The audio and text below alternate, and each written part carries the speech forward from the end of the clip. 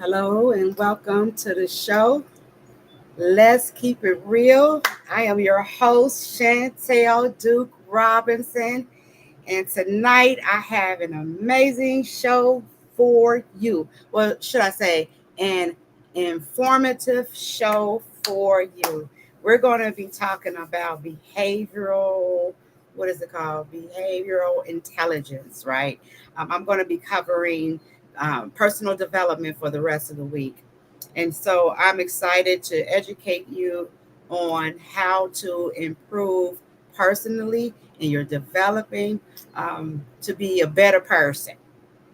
Or, at least tonight we're going to talk about how to deal with difficult people, right? And I'm going to start off. I should have started last week, so I'm a little late. I canceled last week's show. We're going to talk about personal development, behavioral intelligence in the workplace, how to deal with difficult people in the workplace. But what is so awesome is this information that I'm going to be sharing with you tonight is going to bless your heart in the sense that what you're going to learn tonight from this TED talk, right? I think it's about 16 minutes long. I'm going to pull it up so that you'll know what the video. Let me get it on the screen. Look down there. Look down. It'll be in just a second. There we go. Right? It should be popping up. Boom. It don't want to show up. There it go. It took a little bit, but TED talk, right? This young man, brother, whatever you want to call him. I'm sorry I didn't catch his name, but that is the link to the YouTube video I'm going to be playing for you tonight. But he is absolutely amazing. He has some good information that's going to help us to be able to deal with difficult people on the job, right? I don't know about y'all, but last year I think I had 4 different jobs trying to deal with people, learn to deal with people. I finally at a job, right? Working at this amazing job, and I'm not going to mention them. Amazing job, amazing directors and executive director. Oh my God, I am so blessed. And so everything I went through last year, trying to learn how to ignore people and deal with people and humble myself, and just use tough skin, everything I learned the hard way in 2023. So um, I know now I can tolerate anything that might come down the pike later. I don't foresee anything happening where I'm at. I'm telling you, I can retire from this job. But how many times have you walked away from a job because you didn't know how to deal with somebody that you labeled difficult, or you automatically knew once you met a person that they were going to be a problem for you, and they became a problem for you, and communication was off, and you got tired of humbling yourself, so you just finally just clocked out and said, I'm out, I'm good. And you later felt like maybe I should have just stayed. Maybe, God, I should have just ignored it. Man, I wish I could have figured it out. I should have never left my job, right? How many times have you found yourself in that position? 4 times last year for me. But I believe that God ordered my steps. I was there for a season. I was there for a reason. I did what he said do. And it was time for me to move on. So now I have entered into his rest and his peace. So I am good. Ain't no wood in here. Pastor Chris, we got any wood? Let me knock on wood, because you never know what's down the pike. But I do know that being able to I learned something. Being able to communicate with your coworkers, with your bosses, your supervisors is vital to being able um, to maintain employment. Okay, let's check out his video. Y'all gonna learn something today. Go get your notebook and your ink, pen, pencil, whatever you write with, because you're gonna eat tonight. Hold on, I'm about to put him on. Let's see. Where is it at? I didn't even prepare my video, and I see now I won't even let. Oh, let's see what's going on. What's going on? I don't even see. Oh, I didn't put it on. Okay, y'all, give me a minute, okay? I gotta grab it. Gosh, how y'all doing today? I'm telling you, it's been busy. My oldest sister came to spend some time with me, and she was supposed to be on here tonight, but she has been doing so much ripping and running um, that she did not get to prepare. She did not get to prepare for the show tonight, and she really wanted to be here. She came down here. That was part of our plans, and so my sister is not going to be on the show. I told her maybe next time when you get, some time to prepare, we'll try it then. So, okay, You want to change your life today? Make a decision. Focus on where you want to go instead of what you're afraid of. Really create your life. Here we go. So, how to deal with a difficult person. Jay Johnson is his name. Don't forget, after this, check it out. I want you to think of a time when maybe you were interacting with somebody who you felt was difficult. As you're sitting there and you're talking to them, maybe getting into an argument, maybe the tensions are starting to rise. You can feel your palms starting to sweat. You can feel your breath starting to get shorter. You can feel yourself getting angry. And at some point in time in that conversation, you decide, I've had enough of this. It's time for me to walk away. You walk out. You get about 5 steps this way and it hits you and you're like, oh, I should have said this. I would have totally got them. That is a product of our brains. When we meet somebody, maybe for the first time, and we shake their hands, we say, hello, how are you? My name's Jay, nice to meet you. And something in the back of your mind is already hitting you and going, I'm not going to like this person. Well, if you've experienced that, trust me, you're not alone. Our brain is designed for survival. What Daniel Goleman calls the low road is something where we look at, others call it the limbic system, our fear regulation, our fight or flight response. When we deal with difficult people, ultimately what we're doing is trying to get past that response. It's a natural response that we have. In fact, it's an important response.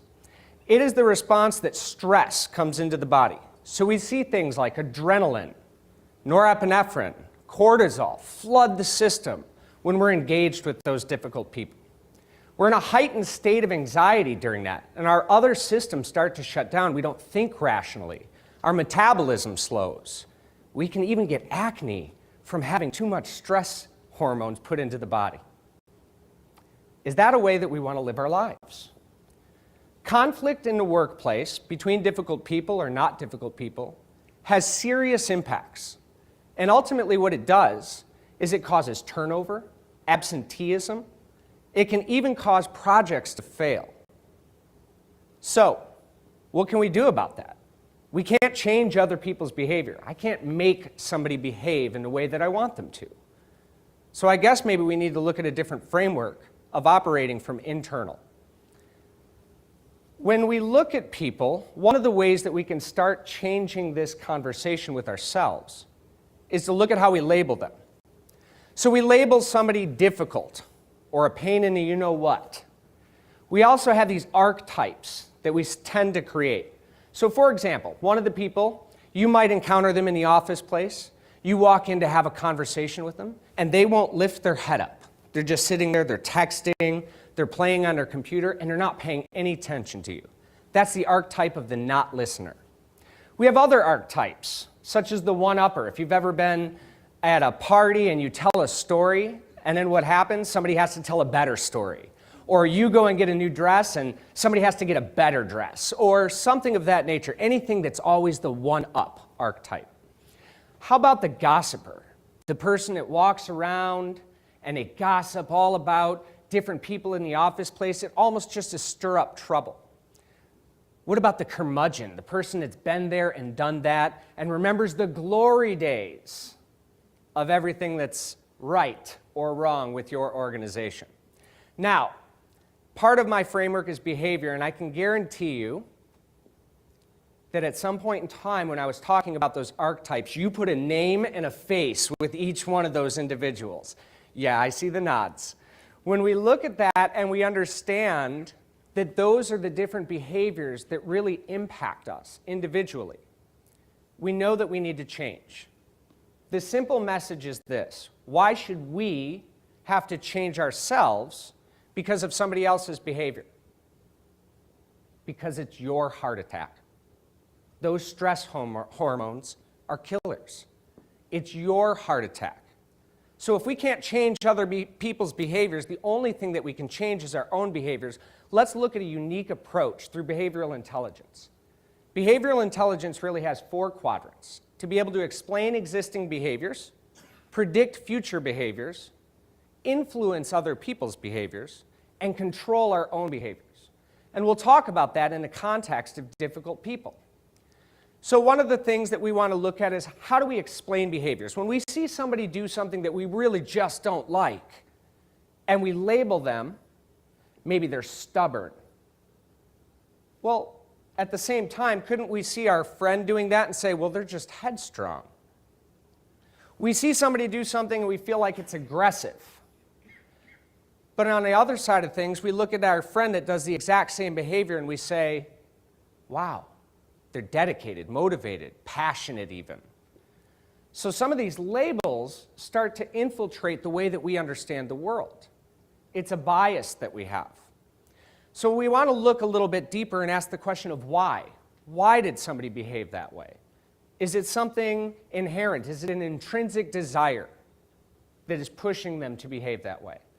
Now, this is a tough question because we're in the heat of the moment. One of the things that we get really frustrated with is ourselves in that moment. We don't take the time to actually ask. We just label and continue. But again, it's your heart attack. It's your organization that's suffering. So we have to look at this in a different way. Asking questions is one of the best ways to explain behavior. And I'm going to give you an example of a case study, one of my favorite case studies, of when I was working with 2 different divisions in a management organization. One division had manager, and I'm going to rename them Bill and Ted to protect the guilty. We had Bill on one side, and we had Ted on the other, and these 2 could not get along in any way, shape, or form. They were constantly at odds with each other, causing projects to fail, and ultimately I was brought in to take a look at this and say, what behaviors are existing that's creating this situation? So I had Bill and Ted both write out everything that they felt about the other person.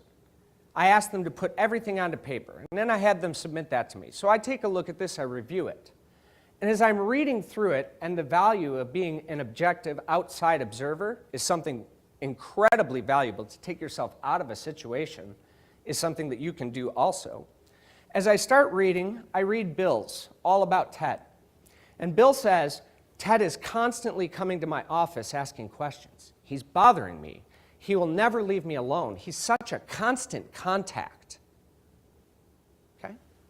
So then I read Ted's, and Ted says, Bill just can't be bothered with me. My manager keeps telling me to go to Bill and ask him these questions to find out more because of all of his experience, his knowledge, his value to the organization, but he just won't listen. He's such a not listener. So I bring these 2 people in, and I put them at the table, and I share with them each other's perspective. And I swear, it was just like Lady and a Tramp, when all of a sudden they looked at each other like, oh my goodness, I had no idea that you valued my opinion so much. And on the other side, it was, oh my goodness, I can't believe that that's the way that I'm coming off in this environment. And all of a sudden, we start to look, and they were able to answer each other's narrative. That narrative that was hidden to them because they didn't ask questions. They didn't go to why. They just labeled. They labeled them difficult. Once we can explain behaviors, then we can predict behaviors. We can predict what's going to happen. That'll help to reduce uncertainty. Uncertainty is one of the things. If you've ever gotten a phone call from a superior saying, hey, can you come down to my office? Immediately what happens? You don't think, oh, I'm going to get a raise. This is going to be great. You start thinking to yourself, what did I do? Oh my gosh, this could be the worst. That uncertainty creates some of that anxiety. And when we bring that anxiety into a conversation or into the relationship, that's going to be felt by the other person. So by being able to predict those types of behaviors, it'll actually reduce the anxiety. If you've ever been in a situation where you've said, hey, listen, my friend is probably going to say X, Y, or Z, don't be offended by it, that's just how they are. That's a fundamental effect of prediction. We can forgive or we can be prepared so that way we're not hit with an onslaught of anxiety. Influencing behaviors. We look at this and say, how do we necessarily influence that person that is a difficult person? One is by using inclusive language.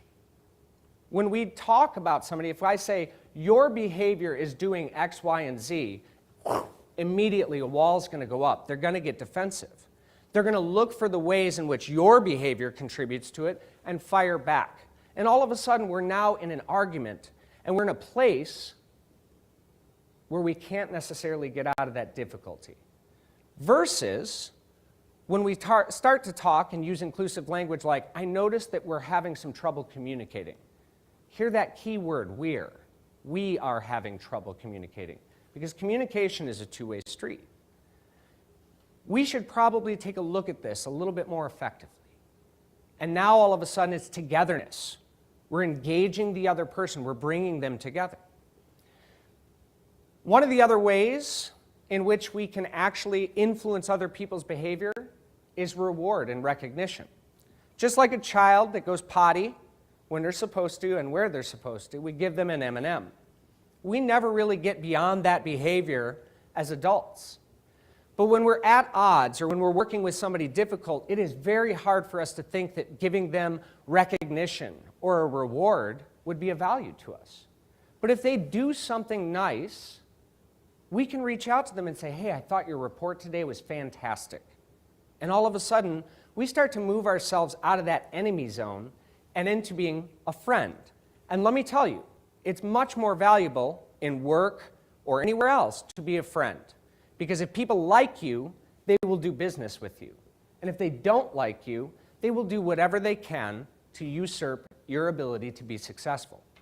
So utilizing something like a recognition or a reward scenario is something that can actually help build that influence and that rapport. They're going to start looking to you as maybe not necessarily the difficult person. I used to be a difficult person. When I talk about difficulty, I'm sure that there is plenty of people that still find me to be difficult. But the reality is until we recognize that each of us are a difficult person for someone else, we're never going to be able to adjust our behavior. And that's where we get into control.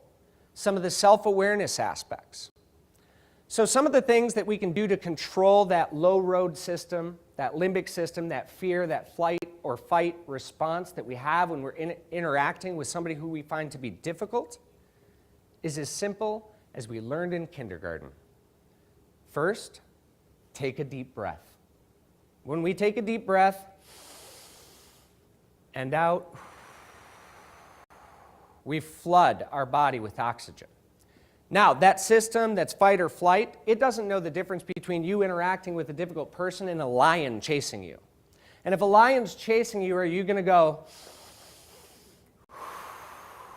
no, absolutely not. You're going to run. You're going to scream.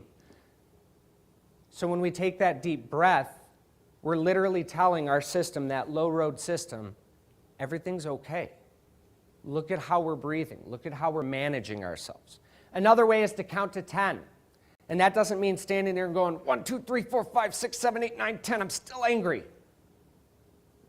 That's probably not going to be effective in working with that difficult person. But counting to 10 is as simple as say, you know what? I noticed that both of us are getting a little passionate about this. Why don't we take a small recess? Why don't we take a step back and reset and then come at this with clear heads? And notice again, I'm using that inclusive language, the we, us, together. Because together we can solve the problem. So when we look at that, another way that I love to look at difficult people is to separate out the person from the behavior. In so many cases, we label them tough to deal with, difficult, bad. But if we look at it and say, I dislike this behavior that this person, this human exhibits, it separates those two things for us.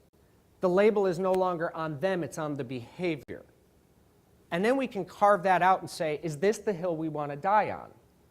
Is that behavior worth my heart attack? And I would like to think that the answer to that is no. So with all of the impacts that we see, this model of behavioral intelligence gives us the opportunity to explain the existing behaviors, to ask those questions of why, to predict future behaviors, to reduce the uncertainty surrounding those, to influence other people's behavior. Why? Because our relationships matter. And if we're not engaging in those relationships, well, guess what? They're going to continuously go down, and we see the impact of conflict in the workplace and on ourselves. And then we can control our own behavior by being a little bit more thoughtful and aware of how we are. And again, why should we have to do this? Why should we be the people that has to change our behavior to deal with difficult people? Ultimately, because it's your heart attack, and someone else's bad behavior should not be the cause of your heart attack. Thank you very much.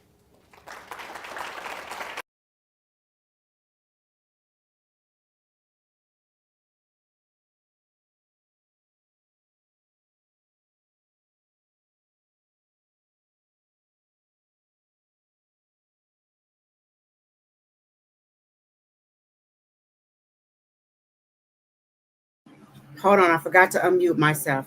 What did y'all think? I thought his presentation was just absolutely amazing. His information was informative.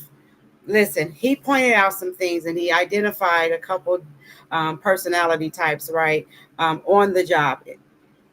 I've spent, I don't know, at least I would say 13 years trying to change my behaviors, right? Trying to be careful of how I respond to other people's behaviors, right? That I may perceive as threatening or disrespectful. I've had to teach myself how not to respond because I am a minister, right? I've come out of the world and I'm trying to live a separate life, a life that's pleasing unto God. So 13 years ago, I knew that I had to make some changes in the way I responded to people. And so that was part of my personal development. And as you know, the title tonight is personal development, personal development, behavioral intelligence, right? So I knew as a minister, I had to change who I was. I was a cusser. I fussed, when things was out of order. And so I went on this quest to change who I was. And a lot of you I know have, started to working on change. A lot of you were pressured to change who you were to maybe prevent from doing something that was going to get you in a lot of trouble or, cause you to start using drugs or relapse from, being in recovery. And so for whatever reason, you decide to change some behaviors for whatever reason. There are many, many, many reasons why people decide to change who they are, and so, certain negative characteristics about themselves. And so being able to identify why people act the way that they do is a step in you learning how to respond to that person. It makes sense that you learn it so that you can keep your job. You're not, like I mentioned before the video, constantly quitting jobs because you went into fight or flight mode because somebody said something to you or did something that you didn't like, or present all the time as being challenging, making you feel like there's no place there because they've been on the job, or for no place for you because they've been on the job forever and they have seniority over you and you'll never be able to come up, say things or make you feel a certain kind of way to get what I like to say, a rise out of you. And so having to go to work every day and dealing with, certain type of people can cause you to come out of character. When you meet them, like he was saying, your first impression may be, oh, I'm not going to like them, right? So you, every day at work, when you see that person, or if you're in meetings with that person and they give opinions doing meetings and things like that, you project this negative energy, and it ruins your day for the rest of the day. Like he mentioned, you can be that way. You can stay to yourself. You can look at people out of judgmental eyes, or think everybody's after you, or whatever goes through your mind. You can be that way, but when you bring that negative energy, it's your heart attack, as he said, quote unquote. Your heart attack, meaning you're just bringing a lot of stress on you, right? You're going backwards instead of forward as far as trying to make changes in how you respond to people. I have learned over the 13 years of me changing some of my behaviors that I have to see things out of other people's eyes. Everybody does not believe what I believe. Everybody's values are not like my values. They don't do things the way I do. Maybe some people, but for the most part, I have learned that everybody is not going to always agree with my opinion or even want to hear it. And so I learned that I have to be all right with that. I can't be so demanding or so controlling or so aggressive and forceful in my line of communication with someone because they are not accepting, my views or the way I feel, my values. I had to learn that it's okay to stop and take a deep breath, relax, shut my mouth, and try not to even speak if we're having a verbal communication or even a confrontation. It's okay to just relax and in that moment begin to work on me, work on or remind myself that I've decided I'm not going to respond to other people's maybe aggressive or negative views that seems to be condescending, or they may be, disregarding my point of view, my values. I had to learn how to deal with it. And I'm still learning how to deal with it. I'm still having to take deep breaths and relax. And that's when, with me, I channel that energy to rocking my foot, or I may just start rocking, or, whatever I need to do when I can't, take that deep breath, because I don't want them to see me, because that's just going to make things worse or make them feel like, you and your feelings, you uptight. I have learned that I have to find other ways sometimes to channel my emotions so that I'm not acting out how I used to, 13 years ago, by being confrontational or argumentative. I had to learn in those 13 years how to bring it in, because I was trying to develop, more positive traits, personally. I had to personally work on how I view things. Have I mastered it yet? Absolutely not. Ask Chris, he'll tell you. She ain't there, but my baby trying. He will tell you that. She tries often, and he'll tell you, want you, honey. Yeah. She's learning some things from me, and I learned some things from him. I'll get it, want to, honey. Yeah. I will get it. And so I'm going to keep working at it. And he's working on me, and he's working on him. I'm working on him, and I'm working on me. So we just have to, declare that we're not going to let other people's negative energy or their personal beliefs cause us to get out of character, right? And then again, we have to take a couple steps back and repeat the lesson. I don't know about you all, but God has a way of causing us to have to repeat the lesson when we don't get it. And he will send it as many times as he needs to, because he wants you to perfect it. He wants you to see things his way. This is, I am a pastor. My husband's a pastor.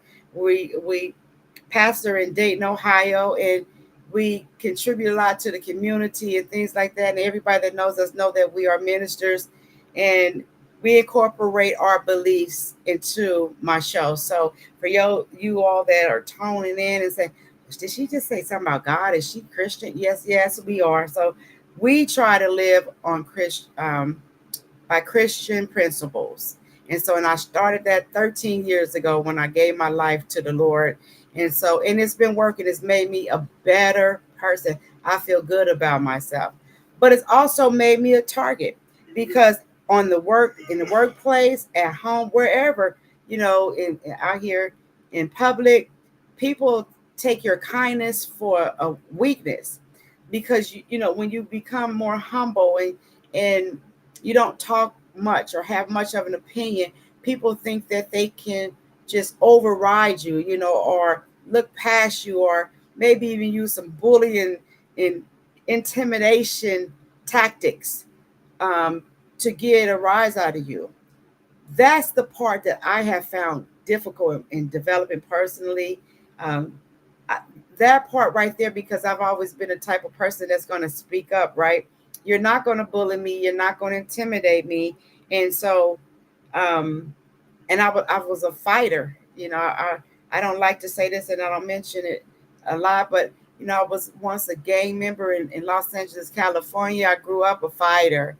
And so I'm not easily intimidated.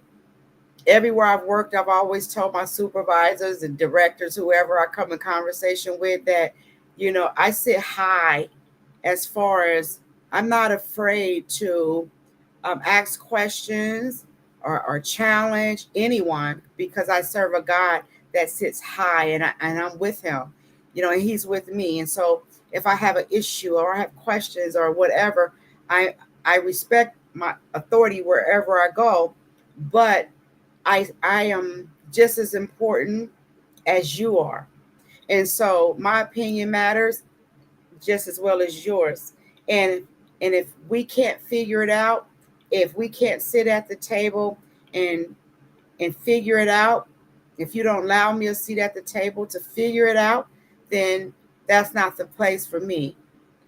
That part right there about me, I think that has a lot to do with being a leader and knowing right from wrong, and when wrong is not right. Did I say that? When wrong is just not right, um, and they trying to be right and they know they're wrong. I have a tendency to point those things out, and but it's always with a respect, in a respectful way. I've learned to do that in 13 years. And so no matter where I am, I'm always going to work on myself personally, so that I can become a better person. Since I started this Christian walk, really walking as a leader in Christianity 13 years ago, is so important. He touched on a few things that I wanted to mention, like when it comes to, dealing with difficult people. We can't change, like he mentioned, we can't change who people are. We can't make them be who we want them to be. But we do have choices. Again, if it's verbal conversation you're having with someone, whether it be at work, in the workplace, or at home, you have a right to be heard. You have a right to be respected. You have a right to be able to have a clear understanding as to what is expected of you, or what, and you have a right to voice your opinion. I don't care where you are, but there is a way. I always tell my kids, there's a way, grandkids, there's a way to do everything. And hooping and hollering and acting out is not going to benefit anyone. It may, like you said, you can do that if that's the way you communicate and that's how you feel. You can get your point across because maybe you're in a relationship or you're working with people that just don't want to listen. Like he described, the one type of person that you can be talking to them and they're texting and they're doing all this other stuff and you're trying to communicate with them and they're on their phones, they're texting. That can be irritating, but you have to realize that if that's the type of person that you are trying to build some kind of work relationship or whatever with, and it's not working for you, you have to use some grounding skills, honey. Like you said, take some deep breaths, do whatever you have to do, walk away, give them time to finish, communicating electronically or doing whatever they're doing, and then try to approach at another time. Understand from their perspective how important it is for them to be on their phone. Maybe they're taking care of some kind of business. Maybe they're playing a game on their phone. That's their peace and quiet time.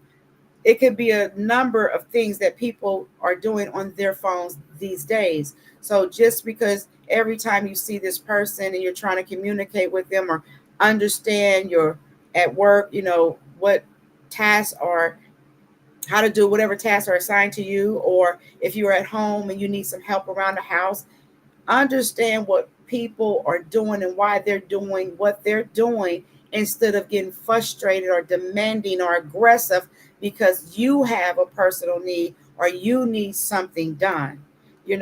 We have to work on these things, especially in the homes, because a lot of arguments and confrontation result because we are not respecting the space of the person, right, that we're trying to communicate with.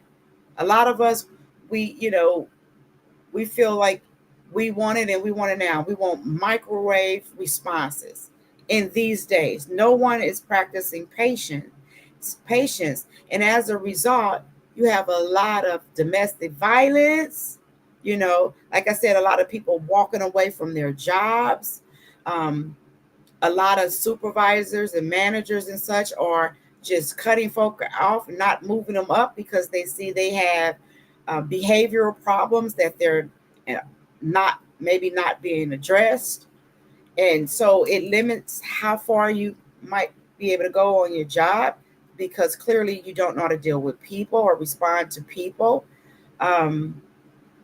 We have to be aware that it's important for us to keep on developing in that area when it comes to dealing with difficult people. They are around us. People, listen, you can just get up and go drive to the store, and next thing you know, it's a whole road rage situation. Rather if you're driving, you can be walking and a situation happens. Your car can break down and you knock on somebody's door and that's the situation. You can't always avoid difficult people, and sometimes it can be very deadly encounters if you don't know how to effectively communicate with people who are difficult. We're living in a world today where people are experiencing a lot of stress. They are having to stop and take breaths or count to 10. Like you said, if you have to use those techniques, stop and count to 10, but take your time counting to 10 and count as many times as you need to, or as long as you have to bring yourself to a place of peace so that you can continue on in your communication if that's necessary. Don't just, fly off the handle or start labeling people that you never really gave a chance.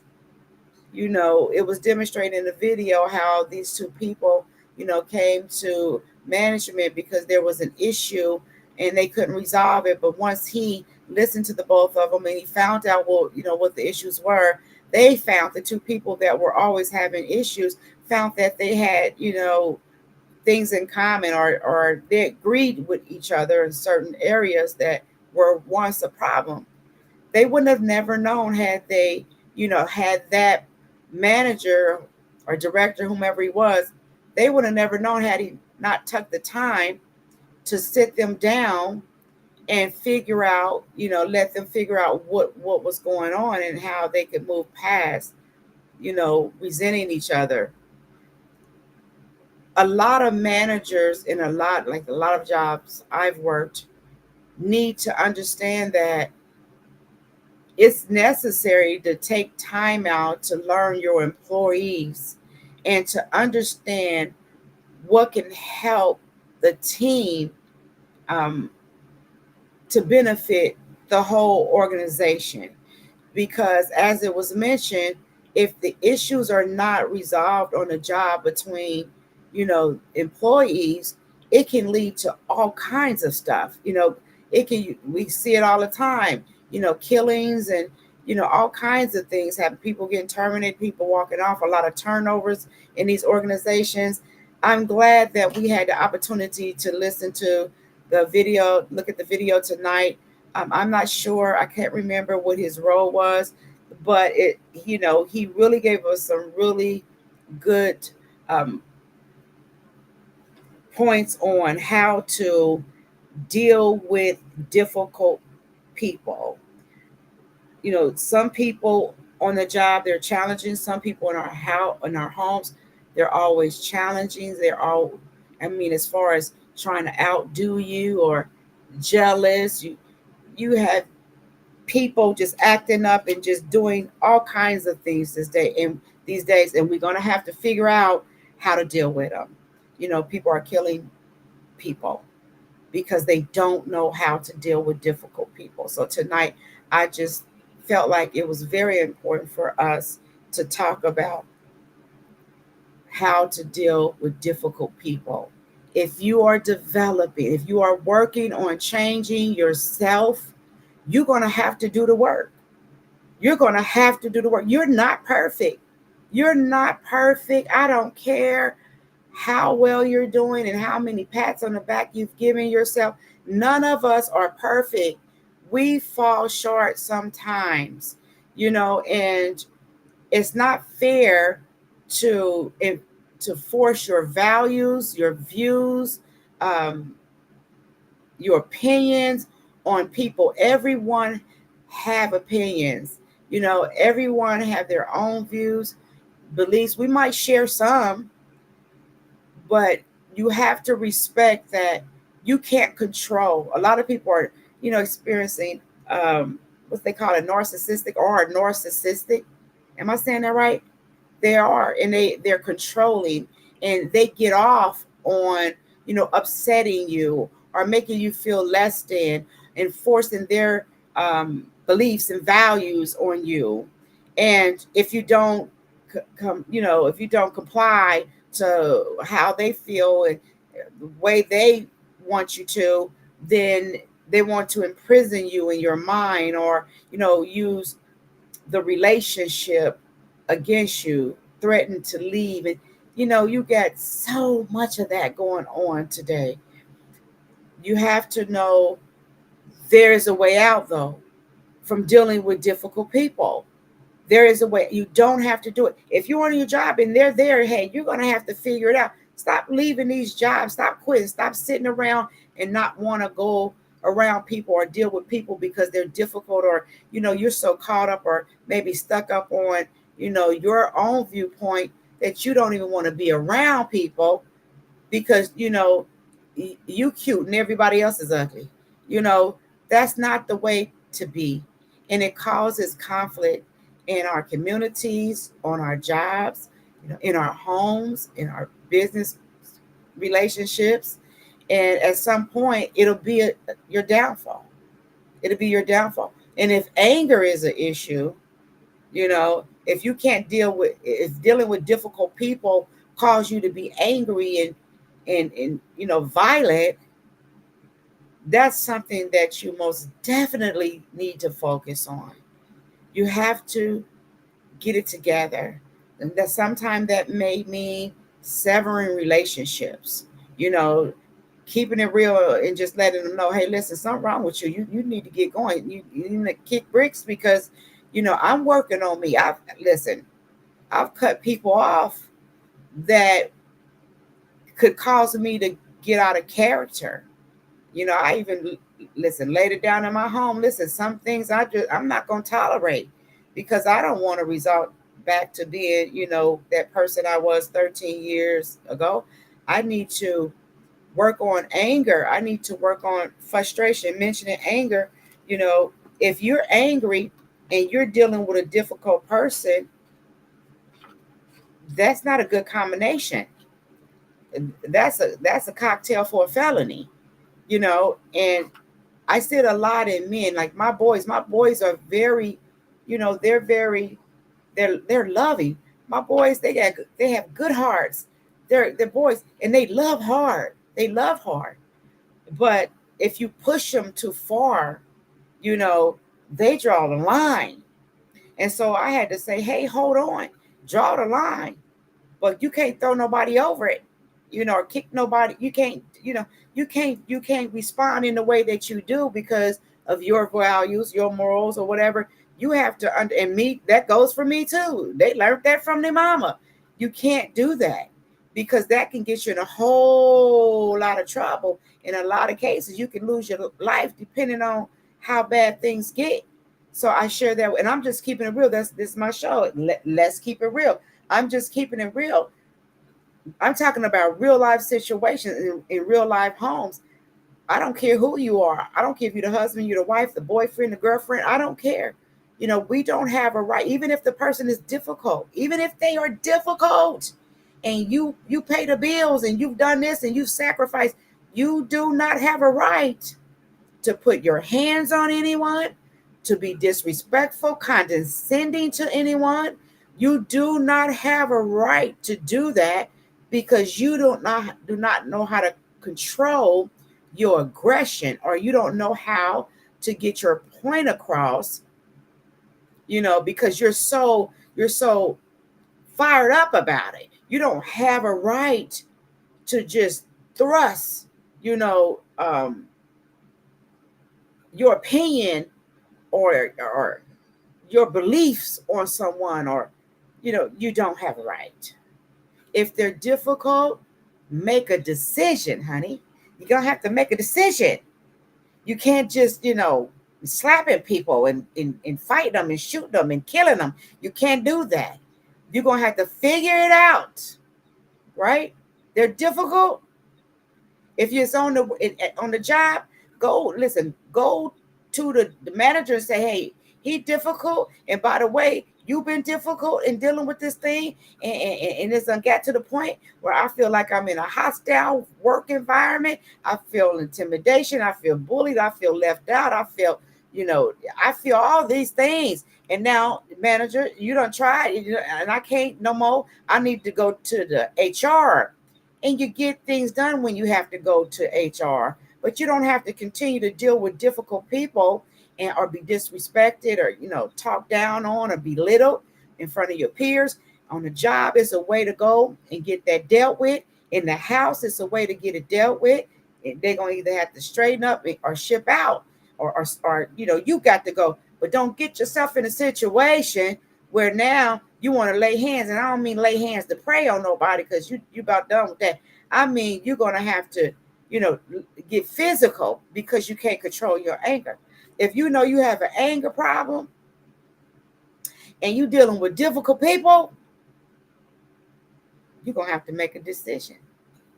And because at the end, it ain't going to be nobody but you standing before the judge and a whole lot of people witnessing against you because you done did something you ain't had no business doing. Now because of your mouth, you're facing in Ohio verbal domestic violence because you can't even talk crazy to people in Ohio without getting a domestic violence charge, meaning somebody in your house done got into it and the police was called, somebody going to jail, whoever the aggressor is going to jail, and you're getting charges. And no, you're going to have to figure it out. You're going to have to figure it out. Listen, I had to tell somebody today, I had to tell them today, I said, hey, listen, hey, sometimes you got to look at look at things from other people's perspective. Look at it out of their eyes, and understand it from their perspective. Because even though you may feel like you have all the answers, that everything been working for you, you can aggressively share that, and I said this and I said that and this is what I meant and blah blah blah. But I said, even though you did all of that, that probably didn't mean nothing to that person, because your values and belief systems and things, the way they do things, could be totally different from you. And apparently it was, because you wouldn't be having a conversation with them. So you will be a better counselor if you saw things out of their eyes. And instead of saying sometime insert yourself in there and say, hey, listen, we've been, what do you say on the video? We've been dealing with this for a long time. And I think, they got all aggressive. I said, hey, I think, every time we talk about this, I get out of character, and, I get a little angry, a little aggressive, because I'm passionate about what I believe and how I feel and how things are going. But I don't want to talk about this right now. I'm going to table it, and we're going to get back to it, because our communication has been difficult. You don't listen. Let me figure out how to come at you or how to reach you, because what we've been doing, it's not working. Don't go trying to, just force your values and your views and beliefs on people. That's not fair. Understand the person. Get to know, like we learned on the video tonight. Understand the person. Respect who they are as individuals. Everybody's not like you. Everybody not as smart as you. Everybody don't know everything like you. So show some grace. Show some mercy. Humble yourself, right? And if you're Christian, figure out what Jesus did. One of the scriptures say, with love and kindness have I drawn thee. Jesus sit at the table, with folk and talk to them and try to get to know them. And then he let them know about the kingdom of God, and, and how much peace and love, joy it can have in the Holy Ghost. And, but we want to bring the hammer down, because we have labeled them as being difficult. And most of the time we don't take in consideration why they are difficult. You're so smart, right? We're so smart. We get all the answers. Just sit there and listen to them. Listen. And if you're Christian and the Holy Spirit is in you, God is going to give you what to say if you let him say it. Sometimes we just try to advise and try to, we label people, and we don't realize that the Holy Spirit will teach you exactly what to say if you're Christian and you're following the principles of our God. He's going to teach us what to say, how to talk to each other, how to treat each other, how to be at peace with all men. He will teach us that. Stop trying to get ahead of him. Calm down. Count to 10. Hit reset. Continue the conversations, conversation later, if it's a conversation you're having. It's not worth your heart attack.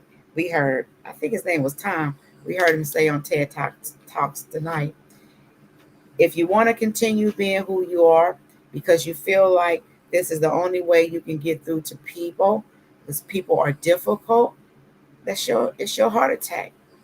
It's your heart attack. Because if you keep acting like that, you keep allowing these things to frustrate you, it's going to cause you a lot of problems health-wise. Stress kills. Stress is a silent killer. I had someone come to me once and say, I've despised you my whole life.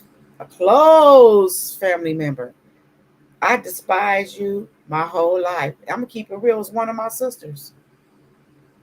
Said, I despise you my whole life.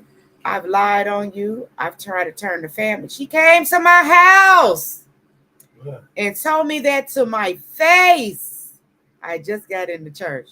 And she said, I'm sick in my body. And she said, I just came to tell you I've done these things to you your whole life, and I'm sick in my body, but I had to come and tell you I was sorry. I turned the family against you. I've talked against you. Uh, I've talked against you your whole life, and God showed me who you was. And she said, I'm so sorry. And she cried, and I was shocked because we were so close. And I said, hey, it's all right. Hey, I forgive you. It's all right. I was more concerned about her physical health, but it had caused her to be sick all in her body. I was shocked. It was devastating. How can you connect how you treated me with your physical health? I'm like, oh my God, it must have been really bad. She must have been salting me really badly, you know. And so not only her, those couple other ones came. God was bringing them all out. He was letting them, but they were difficult.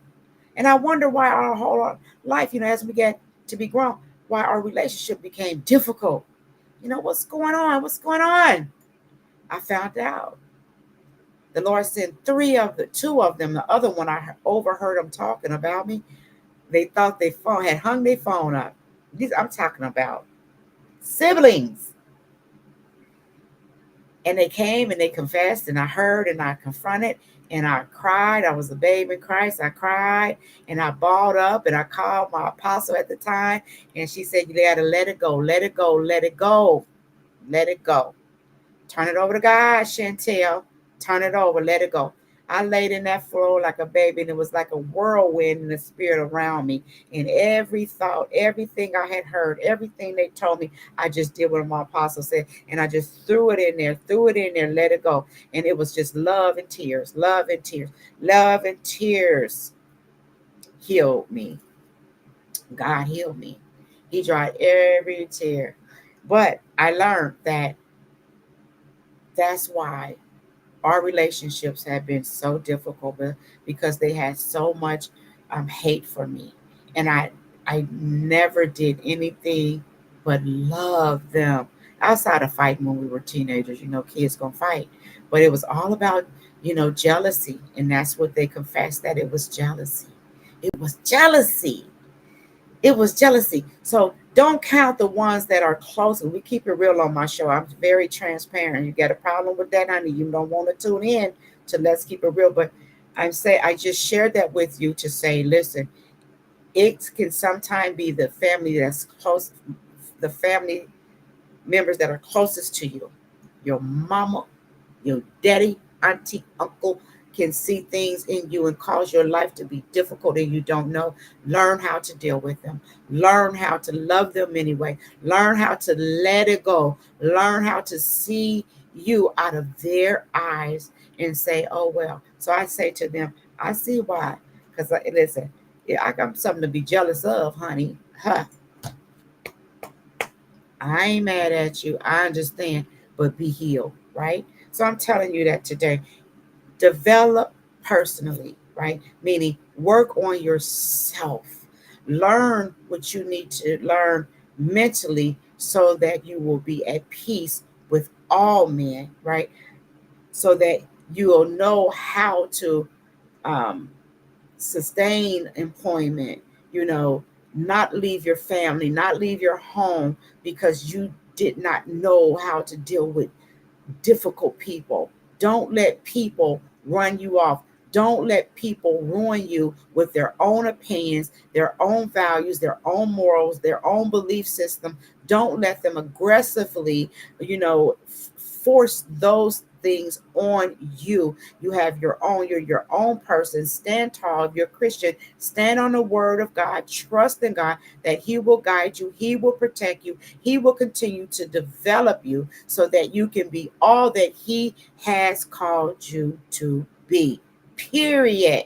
Period. Stop trying to control people. Stop trying to make people be who you want them to be. You have no rights to do that. Go get you some help. Sometimes it can be mental health. Listen, I love you, and I'm hoping you got something out of this live tonight. I will be talking on about personal development a little bit more next Saturday at 8 o'clock Eastern Standard Time. I am Chantel. I am your host of Let's Keep It Real. We'll see if I'll do the family edition next week and bring Pastor Chris on so he can give more opinion about his opinion about how as Christians we should continue to develop, right, the mind of Christ. That's what we believe. We're going to talk a little bit about personal development when it comes to walking this Christian thing out.